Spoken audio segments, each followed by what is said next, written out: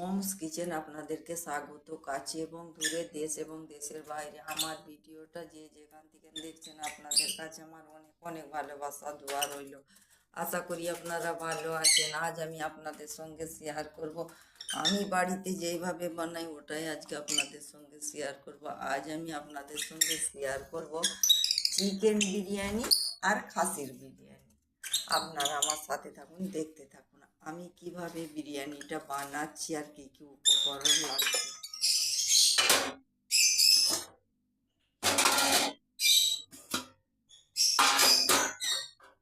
এখানে আমার চাল আমি পানিতে ভিজত দিয়ে রেখেছি, আর এটা আলুটায় আমি নুন হলুদ আর গোলাপ পানি মাখিয়ে রেখেছি। এটা হচ্ছে খাসির মাংস মশলা মাখিয়ে রেখেছি। এটা হচ্ছে চিকেন মশলা মাখিয়ে রেখেছি। আজকে আমি বানাবো খাসির বিরিয়ানি আর চিকেন বিরিয়ানি। আমি লঙ্কা পেঁয়াজটা লাল করে নিচ্ছি। প্রথমে খাসির মাংসটা চাপাবো।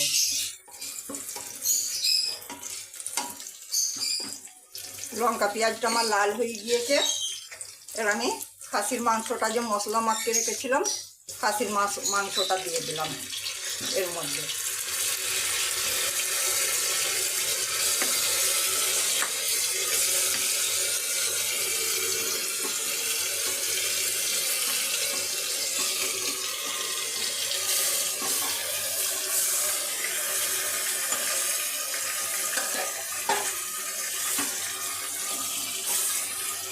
1 মিনিট কষিয়ে নেব। আমার 1 মিনিট কষানো হয়ে গিয়েছে। এতে আমি একটু পানি দিয়ে দিলাম।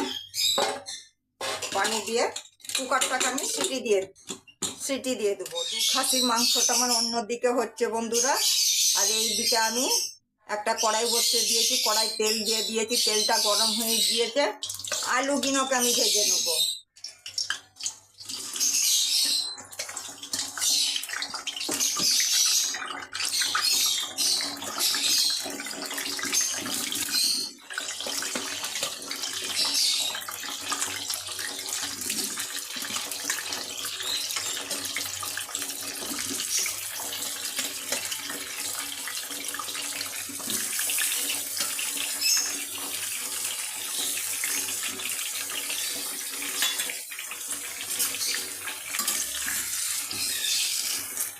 আলুগুলো আমি লাল লাল করে ভেজে নেব। আলুটা আমার লাল করে ভাজা হয়ে গিয়েছে। ওই তেলের মধ্যে বন্ধুরা আমি ভাতের পেঁয়াজটা ভেজে নেব।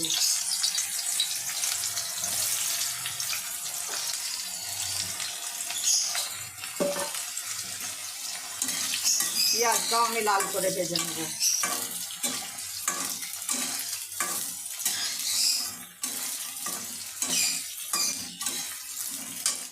আমার আলুও ভাজা হয়ে গিয়েছে, ভাতের জন্য পেঁয়াজও লাল হয়ে গিয়েছে। ওই তেলের মধ্যে আমি চিকেনটা রান্না করে নেব। লঙ্কা পেঁয়াজটা আমি লাল করে নেব। লঙ্কা পেঁয়াজটা লাল হয়ে চিকেনটা এর মধ্যে দিয়ে দেবো।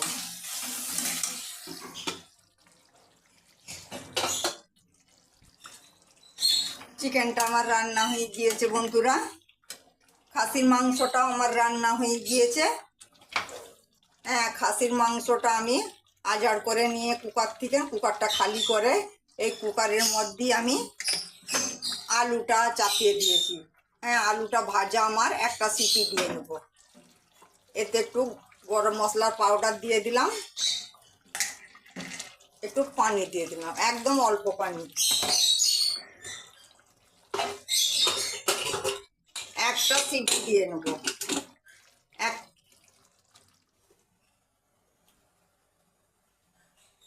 আমি ভাতের চালটা চাপিয়ে দিয়েছি গ্যাসে।